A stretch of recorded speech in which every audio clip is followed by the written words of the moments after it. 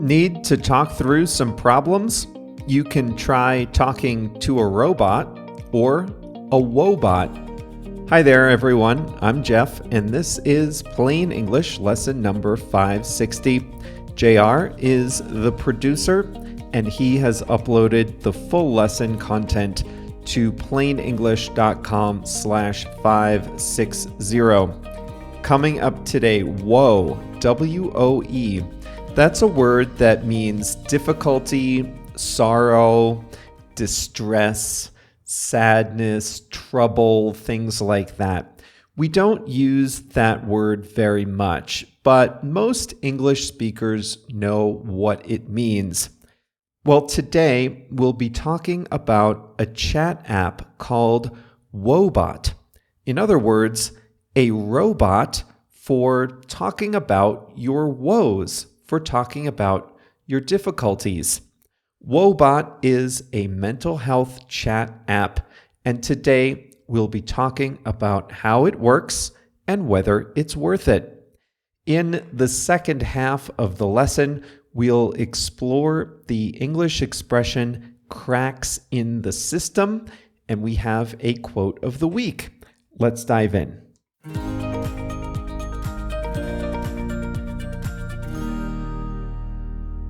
The pandemic exposed a few cracks in the mental health system worldwide.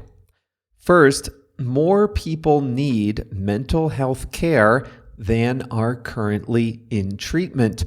And second, treatment is not always accessible or convenient.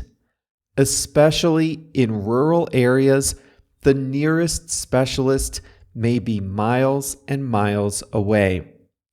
Then there are the age-old issues, the long stigma of seeking help for mental health issues, and the high price of treatment for those without insurance or government benefits.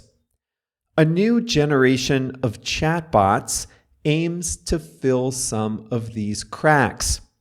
It's important to say some. The chatbots we'll talk about today do not pretend to replace the relationship between a patient and a therapist. Instead, they aim to provide service to people who might not otherwise be able to see a therapist or who might be new to therapy. They're for people who need some general coaching or guidance. Let's start with what they are. Chatbots are app-based tools that provide advice, exercises, and general counseling. The apps aren't appropriate for serious issues like schizophrenia or suicidal thoughts, and the apps don't claim to be. But for everyday issues like anxiety, stress, and difficulty in relationships, they can be helpful. From a user's perspective, it feels like having a conversation. There are no long articles to read, just quick messages that feel like what you might get from a friend. And after you receive and read a message, it either gives you a few potential responses or it prompts you to write an answer in your own words. There is a small element of artificial intelligence involved, but not a whole lot.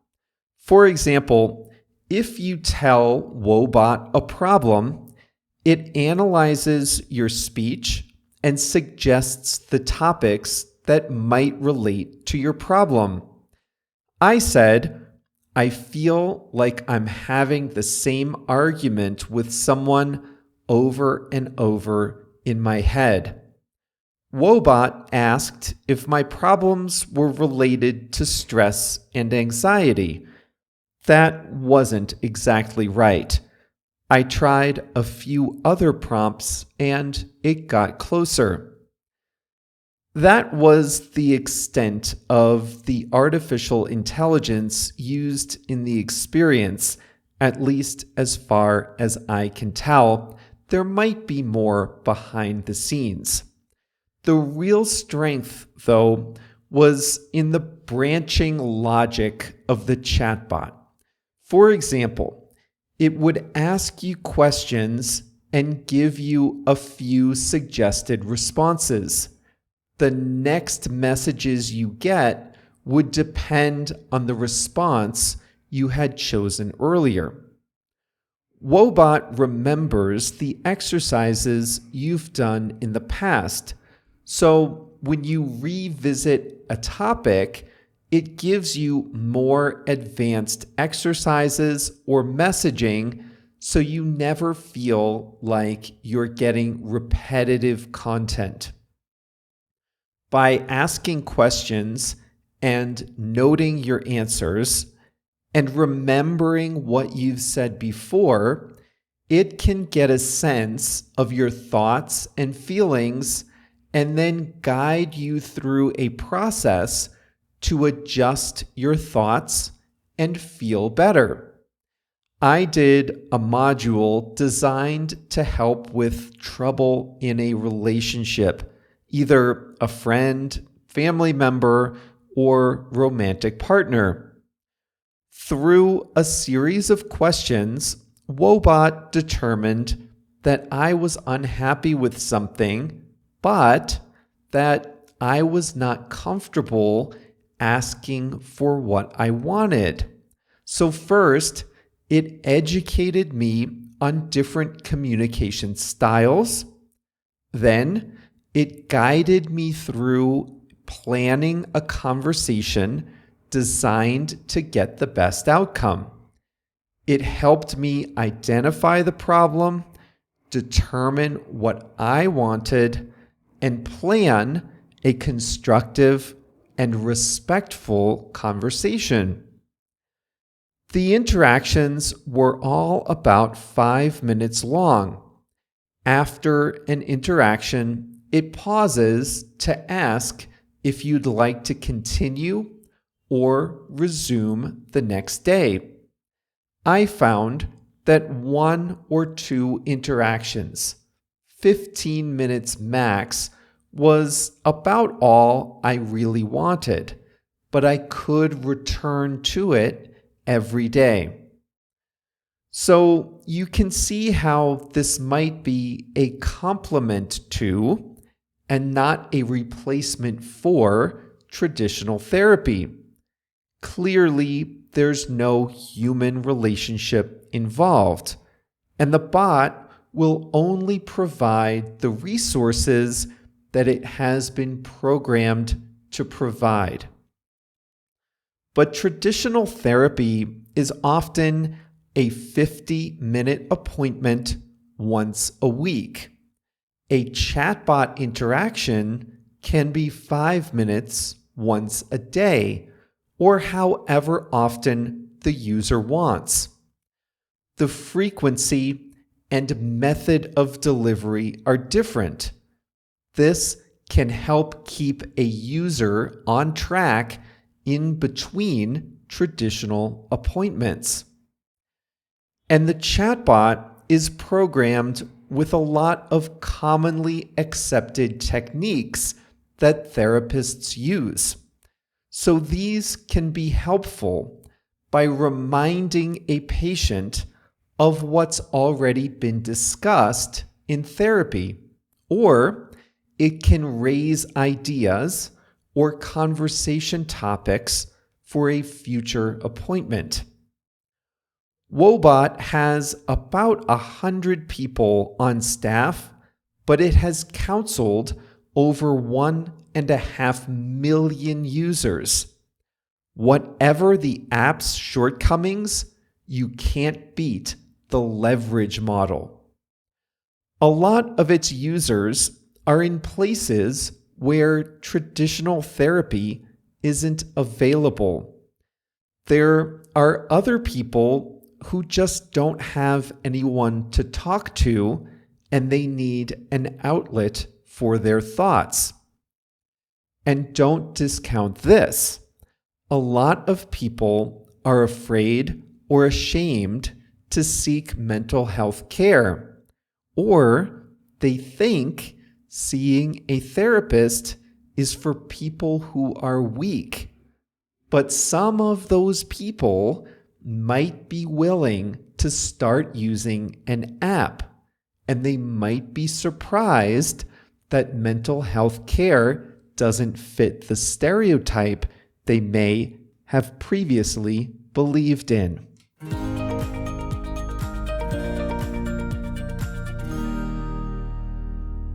I can also imagine in the future that a chatbot app can be used more directly in a therapy environment. So, for example, a therapist in an in-person session might identify a path for a user to go down during the rest of the week and activate a certain path for a patient. Now, I definitely would have wanted this. So imagine you have a 50-minute session with a therapist on a Monday. You cover some ground, and the therapist wishes she could talk to you for another hour about what she knows on a certain topic. Now, instead of waiting until the next week, she could activate a module or something on my app, and I can practice relevant techniques, watch informative videos, track my mood, whatever, during the week. Now, as my favorite therapist podcasters say, you don't have to think of either or, you can think of both and. So we don't have to think of either in-person counseling or a chatbot.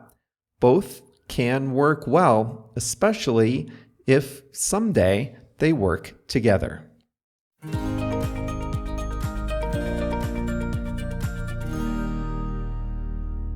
A crack in the system is a weakness or a flaw in a system. If there are cracks in the system, then a system or organization does not work as well as it should. And if you identify cracks in the system, you should try to fill them.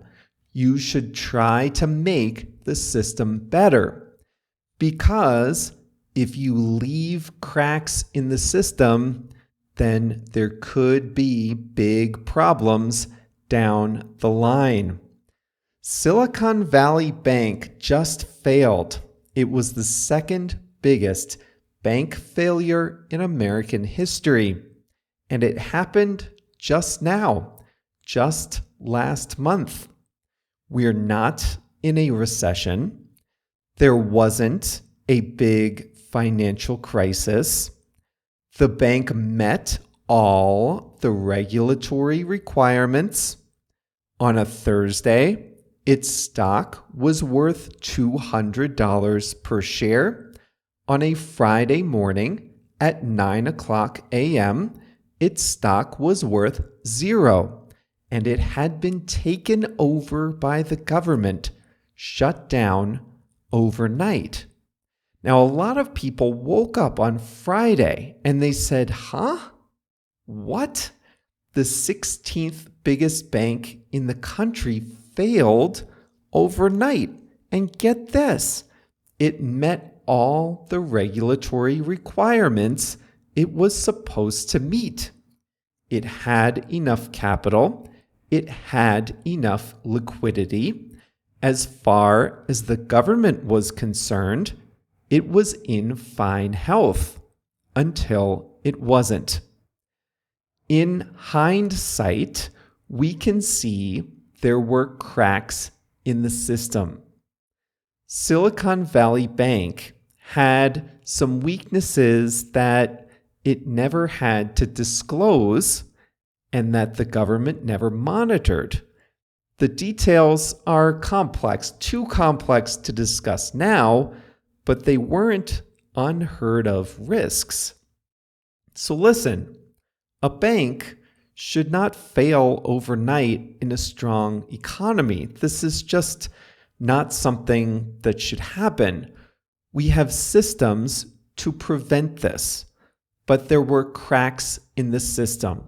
There were weaknesses in the system, and that led to negative consequences. The pandemic exposed some cracks in the mental health care system, probably around the world, but especially in the US. More than half of American counties don't have a single psychiatrist. A lot of counties are sparsely populated. You might have to drive hours to see a therapist who has an opening. And that's if you have insurance. A lot of people can't get the time off work. They live too far away. They can't afford to pay, or they live in areas without enough practitioners. And the problems are worse if they need specialty care for, say, addictions. Now, these problems always existed, but the pandemic exposed cracks in the system. The pandemic made people see and recognize the cracks in the system, the weaknesses in the system. Why? For one thing, more people needed mental health care, so more people were thinking about it. For another, people in cities couldn't go into the office in pandemic times, so it made them think more about how difficult it is for people in rural areas to go to an office in normal times. Here's another example. The US government funds a cash assistance program for the neediest residents. It's called Temporary Assistance for Needy Families, TANF. And if a family is eligible for TANF, it has a low income. So if your family has a very low income, if you're really struggling, you're eligible for TANF. Now, I said eligible. The depressing fact, a shameful fact really, is that only 28% of families eligible for this benefit actually get it.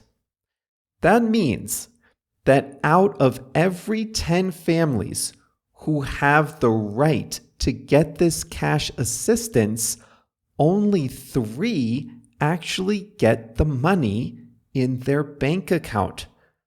Talk about cracks in the system. The government passed a benefit. We all agree this benefit should be offered. And I bet 10 out of 10 needy families want the money, but fewer than 3 out of 10 get it. Why? 1, people don't know about it. 2, it's hard to get. You need to fill out forms with a pen, go to a government office in person during business hours, whatever.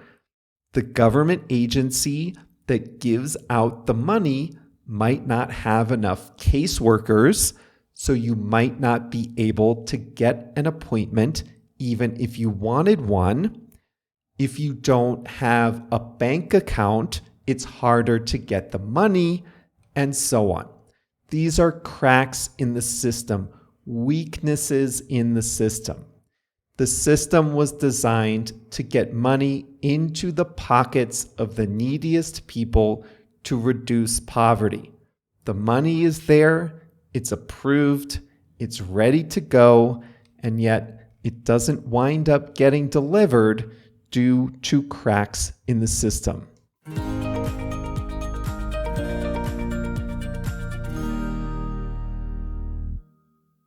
Here's a quote of the week to go along with today's topic. Self-acceptance is truly a heroic act. That's by Nathaniel Branden. He was a psychotherapist and an expert on self-esteem.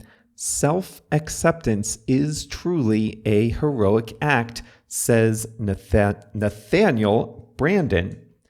That's the quote of the week, and that brings us to the end of today's Plain English. You might try Woebot just for some English practice too. It's not a bad thing to get a little extra training or a supplement to what you might know about mental health, and it's also a good opportunity to practice reading and responding to questions in English.